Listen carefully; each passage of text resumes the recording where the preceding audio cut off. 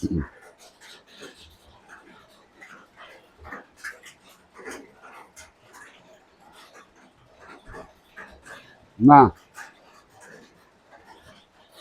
kita turut prihatin atas kejadian di daerah-daerah bencana saat ini ya guys. Saya sebagai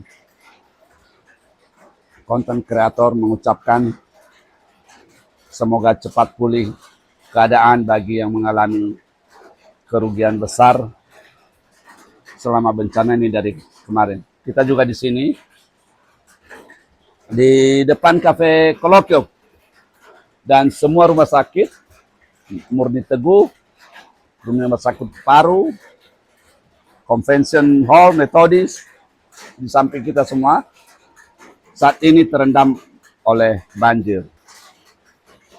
Jadi segala sesuatunya juga bisa kita jadikan satu suasana yang berbeda. Meskipun banjirnya sedalam ini, juga di kafe, coba di spill, di dalam Cafe Kolokyo semua sudah terendam. Dan inilah suasananya semua. Kita kulkas, semuanya alat kita naikkan ke meja. Tapi bagi saya sebagai percaya akan semua